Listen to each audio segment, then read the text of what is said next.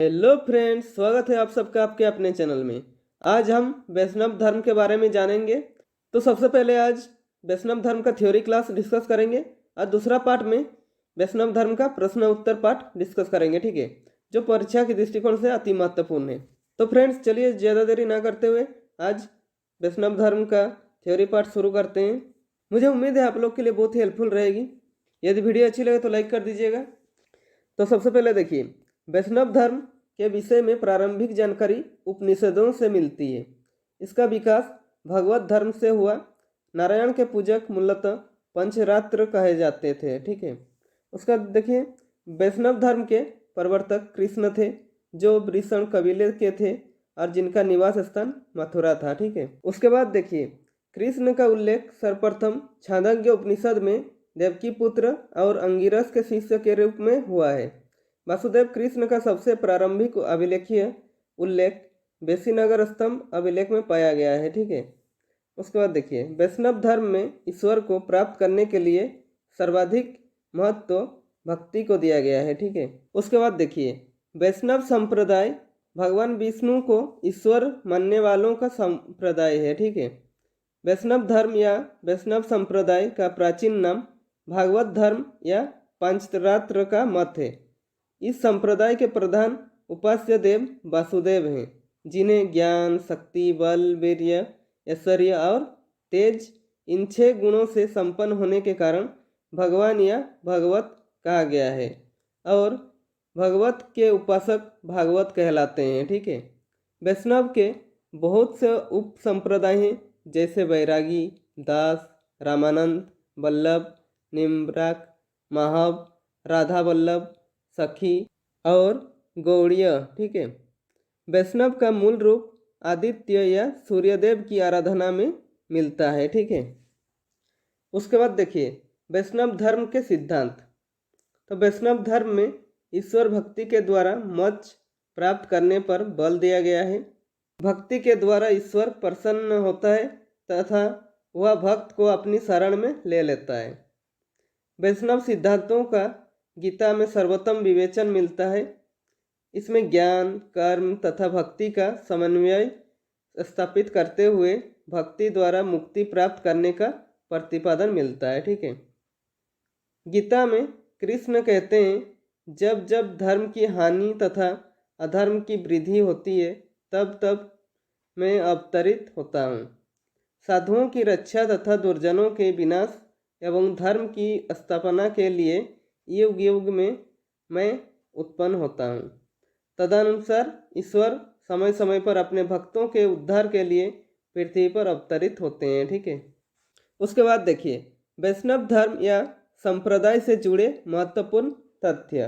तो पहला पॉइंट में देखिए लिखा हुआ है, वैष्णव धर्म के बारे में सामान्य जानकारी उपनिषदों से मिलती है, ठीक है। इसका विकास भागवत धर्म से हुआ है, ठीक है। दूसरा पॉइंट है, वैष्णव धर्म के प्रवर्तक कृष्ण थे, जो वृषण कबीले के थे और जिनका निवास स्थान मथुरा था, ठीक है। उसका देखिए तीसरा पॉइंट, कृष्ण का सबसे पहले उल्लेख छांदोग्य उपनिषद में देवकी के बेटे और अंगिरस के शिष्य के रूप में हुआ है, ठीक है। उसके बाद देखिए चौथा पॉइंट, विष्णु के अवतारों का उल्लेख मत्स्य पुराण में मिलता है। मत्स्य पुराण में प्रमुख 10 अवतार माने जाते हैं। देखिए क्या क्या, पहला है मत्स्य, दूसरा है कच्छप, तीसरा है वराह, चौथा है नरसिंह, पांचवा है वामन, छठवां है परशुराम, सातवां है राम, आठवां है कृष्ण, नौवां है बुद्ध और अंतिम और 10वां है कल्कि अवतार, ठीक है। और इसमें गुप्त काल में विष्णु का वराह अवतार सर्वाधिक प्रसिद्ध था, ठीक है। इन 10 अवतारों का विवरण मत्स्य पुराण में प्राप्त होता है, जो इस प्रकार है। तो सबसे पहले देखते हैं मत्स्य अवतार। कथा के अनुसार जब पृथ्वी महान जल प्लावन से भयभीत हो गई, तब विष्णु ने मत्स्य के रूप में अवतार लेकर मनु, उनके परिवार तथा 7 ऋषियों को एक जलपथ में बैठाकर, जिसकी रस्सी मत्स्य की सींग में बंधी हुई थी, उनको रक्षा की। उन्होंने प्रलय से वेदों की भी रक्षा की थी, ठीक है। उसके बाद दूसरा देखिए कच्छप अवतार। तो देखते हैं कच्छप अवतार के बारे में क्या विवरण है। तो देखिए, जल प्लावन के समय अमृत तथा रत्न आदि समस्त बहुमूल्य पदार्थ समुद्र में विलीन हो गए। विष्णु ने अपने को एक बड़े कूर्म यानी कि कच्छप के रूप में अवतरित किया तथा समुद्र तल में प्रवेश कर गए। देवताओं ने उनकी पीठ पर मंदराचल पर्वत रखा तथा नागवासुकी को डोरी बनाकर समुद्र मंथन किया। परिणाम स्वरूप अमृत तथा लक्ष्मी समेत 14 रत्नों की प्राप्ति हुई। ठीक है। उसके बाद तीसरा है वराह अवतार। तो देखते हैं इसमें भगवान विष्णु ने वराह अवतार क्यों लिया था, क्या विवरण मिलता है इसमें। हिरण्याक्ष नामक राक्षस ने एक बार पृथ्वी को विश्व सिंधु के तल में ले जाकर छिपा दिया। पृथ्वी की रक्षा के लिए विष्णु ने एक विशाल वराह का रूप धारण किया। उन्होंने राक्षस का वध किया तथा पृथ्वी को अपने दांतों से उठाकर यथास्थान स्थापित कर दिया। ठीक है। उसके बाद देखिए चौथा है नरसिंह अवतार। प्राचीन समय में हिरण्यकश्यप नामक महान असुर हुआ।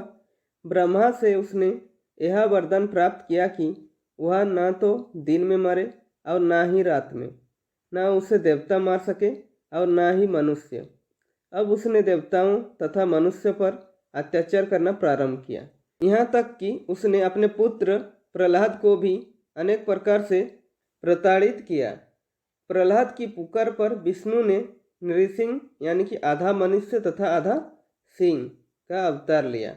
हिरण्यकश्यप को मार डाला तथा प्रहलाद को राजा बनाया। ठीक है। उसके बाद देखिए पांचवा है वामन अवतार। बलि नामक राक्षस हुआ जिसने संसार पर अधिकार करने के बाद तपस्या करना प्रारंभ किया। उसकी शक्ति इतनी बढ़ी कि देवता घबरा गए तथा विष्णु से प्रार्थना की। फलस्वरूप भगवान विष्णु एक बौने का रूप धारण कर राक्षस के सम्मुख उपस्थित हुए। उन्होंने दान में 3 पग भूमि मांगी।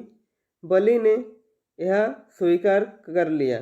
तत्पश्चात उनका आकार अत्यंत विशाल हो गया तथा 2 ही पग में पृथ्वी, आकाश तथा अंतरिक्ष को नाप लिया। तीसरा पग नहीं उठाया तथा बलि के लिए पाताल छोड़ दिया। अतः राजा बलि पृथ्वी छोड़कर पाताल लोक चला गया। ठीक है। उसका छठवां है परशुराम अवतार। तो देखते हैं इसमें क्या विवरण है, तो इसके बारे में देखते हैं। यमदग्नि नामक ब्राह्मण के पुत्र के रूप में विष्णु ने परशुराम अवतार लिया। एक बार यमदग्नि को कृतवीर्य नामक राजा ने लूटा। परशुराम ने उसे मार डाला। कृतवीर्य के पुत्रों ने यमदग्नि को मार डाला। परशुराम अत्यंत क्रोध हुए और उन्होंने समस्त क्षत्रिय राजाओं का विनाश कर डाला। ऐसा 21 बार किया गया। अंततः राम अवतार में उनका गर्भ चूर्ण हुआ और वे वन में तपस्या हेतु चले गए। ठीक है। उसके बाद देखिए 7वां है राम अवतार। अयोध्या में राजा दशरथ के पुत्र के रूप में विष्णु ने अवतार लिया तथा राम नाम से विख्यात हुए। उन्होंने रावण सहित कई राक्षसों का संहार किया। विष्णु का यह अवतार उत्तर भारत में सर्वाधिक लोकप्रिय रहा। ठीक है। उसके बाद 8वां है कृष्ण अवतार। ठीक है। मथुरा के राजा कंस के अत्याचारों से प्रजा की रक्षा करने के लिए वसुदेव तथा देवकी के पुत्र के रूप में विष्णु का कृष्ण अवतार हुआ। कृष्ण भी राम के ही समान लोकप्रिय हैं। उन्होंने अनेक अलौकिक चमत्कार दिखाए, लीलाएं की तथा कंस, जरासंध, शिशुपाल आदि का वध किया। महाभारत के युद्ध में पांडवों का साथ देकर दुर्योधन का वध करवाया तथा पृथ्वी पर सत्य, न्याय एवं धर्म को प्रतिष्ठित किया। राम और कृष्ण आज भी करोड़ों हिंदुओं के आराध्य देव हैं। विदेशों में भी उनकी पूजा की जाती है। ठीक है। उसके बाद देखिए भगवान विष्णु के 9वां अवतार है बुध अवतार। इन्हें विष्णु का अंतिम अवतार माना गया है। जयदेव कृत गीत गोविंद से सूचित होता है कि पशुओं के प्रति दया दिखाने तथा रक्त रंजित पशुबलि जैसी प्रथाओं को रोकने के उद्देश्य से विष्णु ने बुध के रूप में अवतार ग्रहण किया। ठीक है। कालांतर में हिंदुओं ने अपनी उपासना पद्धति में बुध को देवता के रूप में मान्यता प्रदान कर दी। ठीक है। उसके बाद देखिए भगवान विष्णु के 10वां अवतार कल्कि अवतार। ठीक है। यह भविष्य में होने वाला है। कल्पना की गई है कि कलयुग के अंत में विष्णु हाथ में तलवार लेकर श्वेत अश्व पर सवार होकर पृथ्वी पर अवतरित होंगे। वे दुष्टों का संहार करेंगे तथा पृथ्वी पर पुनः स्वर्ग युग स्थापित होगा। ठीक है। उसका देखिए 5वां पॉइंट है, शास्त्रों में विष्णु के 24 अवतार माने गए हैं। तो 24 अवतारों के क्रम इस तरह हैं। तो देखिए, पहला है आदि परशु, दूसरा है 4 सनत कुमार, तीसरा है वराह, चौथा है नारद, पांचवा है नर नारायण, छठवां है कपिल, सातवां है दत्तात्रेय, आठवां है याज्ञ, नौवां है ऋषभ, 10वां है पृथु। उसके बाद 11 अवतार में है मत्स्य, उसका 12वां अवतार है कच्छप, 13वां है धन्वंतरी, 14वां है मोहिनी, उसके बाद देखिए 15वां है नरसिंह, उसके बाद 16वां है हयग्रीव, उसके बाद 17वां अवतार है वामन, 18वां है परशुराम, 19वां है व्यास, 20वां है राम, उसका देखिए 21वां अवतार है बलराम, और 22वां अवतार है कृष्ण, और 23वां अवतार है बुद्ध, उसके बाद अंतिम अवतार है और 24वां अवतार है कल्कि अवतार। ठीक है। उसके बाद देखिए 6वां पॉइंट है, वैष्णव धर्म में ईश्वर प्राप्ति के लिए सर्वाधिक महत्व भक्ति को दिया गया है। ठीक है। उसके बाद देखिए 7वां पॉइंट है, ऋग्वेद में वैष्णव विचारधारा का उल्लेख मिलता है। वैष्णव ग्रंथ इस प्रकार हैं। पहला है देखिए ईश्वर संहिता, दूसरा है पादम तंत्र, तीसरा है विष्णु संहिता, चौथा है शतपथ ब्राह्मण, पांचवा है ऐतरेय ब्राह्मण, छठवां है महाभारत, सातवां है रामायण। उसके बाद 8वां और अंतिम ग्रंथ है विष्णु पुराण। ठीक है। उसके बाद देखिए वैष्णव संस्कार इस प्रकार हैं। तो क्या क्या है देखते हैं। पहला है वैष्णव मंदिर में विष्णु, राम और कृष्ण की मूर्तियां होती है, एक स्वरवाद के प्रति कट्टर नहीं है। उसका देखिए दूसरा पॉइंट है, इसके सन्यासी सिर मुंडाकर चोटी रखते हैं। ठीक है। उसका देखिए तीसरा पॉइंट है, इसके अनुयायी दशाक्रम के दौरान सिर मुंडात वक्त चोटी रखते हैं। उसका चौथा पॉइंट देखिए, ये सभी अनुष्ठान दिन में करते हैं। उसका 5वां पॉइंट देखते हैं, यह सात्विक मंत्रों को महत्व देते हैं। उसका देखिए 6वां पॉइंट है, जनेऊ धारण कर पीताम्बरी वस्त्र पहनते हैं और हाथ में कमंडल तथा दंडी रखते हैं। ठीक है। उसका देखिए 7वां पॉइंट है, वैष्णव सूर्य पर आधारित व्रत उपवास करते हैं। उसका देखिए 8वां पॉइंट है, वैष्णव दाह संस्कार की रीति है। उसका 9वां पॉइंट है, यह चंदन का तिलक खड़ा लगाते हैं। ठीक है। उसका देखिए 10वां पॉइंट है, वैष्णव साधुओं को आचार्य संत स्वामी कहा जाता है। ठीक है। ये सभी वैष्णव संस्कार में आते हैं। ठीक है। उसके बाद देखिए वैष्णव धर्म में मूर्ति पूजा तथा मंदिरों आदि का महत्वपूर्ण स्थान है। मूर्ति को ईश्वर का प्रत्यक्ष रूप माना जाता है। भक्त मंदिर में जाकर उसकी पूजा करते हैं। ठीक है। दशहरा, जन्माष्टमी जैसे पर्व वासुदेव विष्णु के प्रति श्रद्धा प्रकट करने के प्रतीक हैं। वैष्णव उपासक भगवान का कीर्तन करते हैं तथा पवित्र तीर्थों पर एकत्रित होकर स्थान ध्यान करते हैं। ठीक है। वैष्णव धर्म के प्रमुख आचार्यों में रामानुज, मध्व, वल्लभ, चैतन्य आदि के नाम उल्लेखनीय है, जिन्होंने इस धर्म का अधिकाधिक प्रचार किया है। ठीक है। बाद में चलकर विष्णु का राम अवतार सबसे अधिक व्यापक तथा लोकप्रिय हो गया। मध्यकाल में राम कथा का खूब विकास हुआ।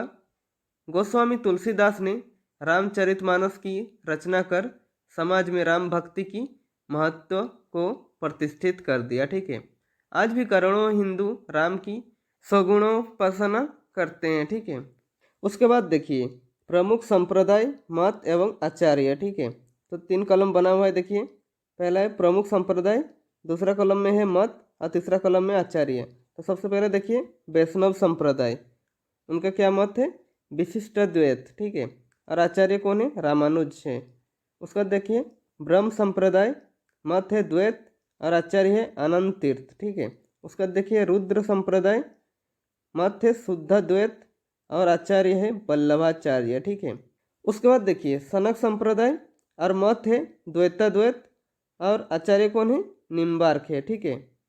इससे रिलेटेड क्वेश्चन पूछे जाते हैं एग्जाम में। ठीक है। जैसे कि क्वेश्चन इस तरह पूछे जा सकते हैं, वैष्णव संप्रदाय के आचार्य कौन थे, या वैष्णव संप्रदाय का मत किया था। इस तरह प्रश्न पूछे जाते हैं एग्जाम में, तो इसे अच्छे से याद कर लीजिएगा, ठीक है। उसके बाद देखिए प्रमुख संप्रदाय, संस्थापक एवं पुस्तक, ठीक है। तो देखिए 3 कॉलम बना हुआ है, प्रमुख संप्रदाय, दूसरा कॉलम में संस्थापक और तीसरा कॉलम में पुस्तक। तो देखिए प्रमुख संप्रदाय में पहला है बरकरी संप्रदाय, और बरकरी संप्रदाय का संस्थापक कौन है? नामदेव, ठीक है। और इसमें कोई पुस्तक प्रचलित नहीं है। उसके बाद देखिए प्रमुख संप्रदाय दूसरा में श्री वैष्णव, ठीक है। तो संस्थापक कौन है? श्री वैष्णव का रामानुज है, ठीक है। और पुस्तक का नाम क्या है? ब्रह्मसूत्र, ठीक है। उसके बाद देखिए परमार्थ संप्रदाय, संस्थापक कौन है? रामदास, ठीक है। और पुस्तक का नाम क्या है? दासबोध। उसके बाद देखिए रामभक्त संप्रदाय, उनके संस्थापक कौन है? रामानंद, ठीक है। और पुस्तक का नाम क्या है? अध्यात्म रामायण, ठीक है। ये भी एग्जाम के दृष्टिकोण से अति महत्वपूर्ण है। देखिए इसमें प्रश्न किस तरह पूछे जा सकते हैं। इसमें प्रश्न इस तरह पूछे जा सकते हैं जैसे कि श्री वैष्णव संप्रदाय के संस्थापक कौन थे, या ब्रह्मसूत्र पुस्तक के लेखक कौन थे। इस तरह प्रश्न पूछे जा सकते हैं, ठीक है। तो इसे भी अच्छे से याद कर लीजिएगा। उसके बाद देखिए नोट में क्या लिखा हुआ है, देखिए अंकरवाट का मंदिर कंबोडिया कंबोज के राजा सूर्यवर्मा द्वितीय ने बनवाया था, ठीक है। इस मंदिर में लगभग 10.5 फीट ऊंची भगवान विष्णु की मूर्ति स्थापित है, ठीक है। तो फ्रेंड्स यहाँ पे देखिए हमने वैष्णव धर्म के बारे में अच्छे से डिस्कस किया। यहाँ पे देखिए हमारा वैष्णव धर्म का थ्योरी सेक्शन कंप्लीट होता है। थ्योरी सेक्शन कंप्लीट करने के बाद देखिए सेकंड इम्पोर्टेंट बात आती है कि जो भी हमने पढ़ा इनसे रिलेटेड प्रश्न किस तरह से परीक्षा में पूछे जाते हैं, वो प्रश्न आप इतनी आसानी से सॉल्व कर पाएंगे। तो फ्रेंड्स आप इसका दूसरा पार्ट देखना ना भूलें, जिससे आपका कॉन्फिडेंस और ज़्यादा बढ़ेगा। यदि वीडियो अच्छी लगे तो लाइक कीजिए, और यदि चैनल में नए हैं तो चैनल को सब्सक्राइब कर दीजिएगा और बेल आइकन को दबा दीजिएगा, ताकि मेरे सारे वीडियो आप तक पहुंचती रहेगी। और वीडियो कैसी लगी कमेंट बॉक्स में कमेंट करके भी बता सकते हैं।